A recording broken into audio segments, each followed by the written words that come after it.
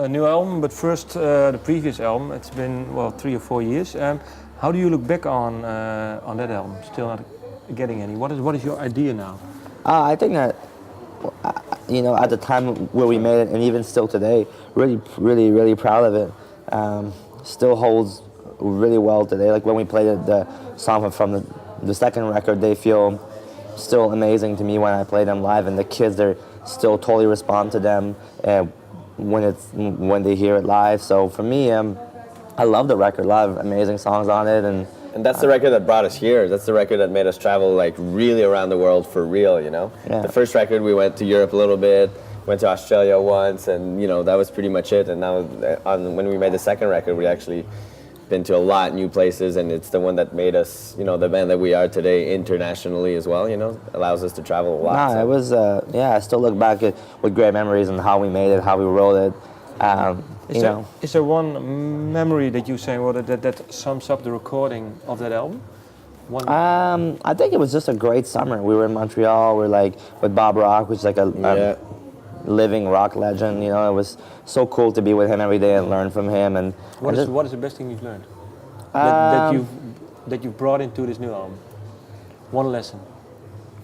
I think it's just that making a record can be fun, because our first record was our first, obviously. Like, we didn't really know how it went, and we were all very stressed out throughout the whole thing. But making a record with Bob Rock, we saw how laid back and still serious you could be about making a record, and I think that's the lesson that I brought into this second record, just the third record. I mean, just to have a good time doing it, even though it is serious and it is work and it will follow you for the next years of your life. You can still have fun doing it. I think the one thing I learned from Bob, and actually he was somewhat involved in this third record because he was supposed to make it at first, and then his schedule didn't work out. But he told us, don't go in the studio if you don't feel you're ready. If you don't feel you have the songs and you don't feel your record is absolutely fantastic, don't go and try to put it out because your record label tells you should, or because your fans are waiting. You have to make it right, and you have to be proud of it, and you have to write all the best songs, and you have to feel like you can do better and you've tried your hardest, and this is it, So I think he taught us that hard work and lots of devotion to the music was very important. And that's what I took from him. I think it's amazing advice. Because it's true. It's interesting you say it, because when you returned from touring the second album, then you started writing songs again, but then the songs didn't feel right. Yeah. How come? What was missing? Just felt like it wasn't special enough, maybe. Just felt like they were good songs, but we realized pretty fast that we couldn't put out the same record again, that it would be boring, that we'd just become a band that's totally predictable.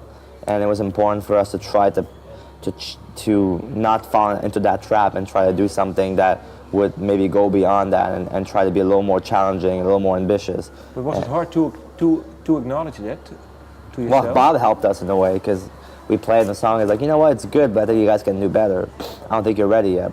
Was it hard to hear, I think? Yeah, maybe? it sucked. The first time he told us, it was pretty surprising that he would tell us. But in a way, it was very courageous, because he could have said, okay, let's do it and make his money and make the record again. But he said, I don't care if you end up not choosing me and choosing someone else, or because if my schedule won't work, but I'd rather be honest with you and tell you. And when he did that, it was like, okay, it was kind of like, not a slap in the face, but kind of like a chance to sit down and say, is it really good enough? And we realized that it wasn't, and we wanted to push ourselves more. And it took a lot more time. Instead of, we were supposed to be in the studio at Christmas, and we ended up going in June. And but I think that we wrote our best songs in the last portion of the writing process. Definitely, yeah. Because I think you went to Miami. Well, that's where we started to think that we have to go and try new things and try to work with different people and try to write in a different way. And that led us to work with Danger, a really cool producer in Miami that comes from a complete different world. And that was the vision that we had in our minds. We started to think, what can we do? And that came up, we should try to blend in different styles of music and try to work with someone who has a different approach, who comes from a different world, and try to make that part of our sound, not change and not lose what we have and what made us a good band so far, but rather try to incorporate something fresh into what we already have.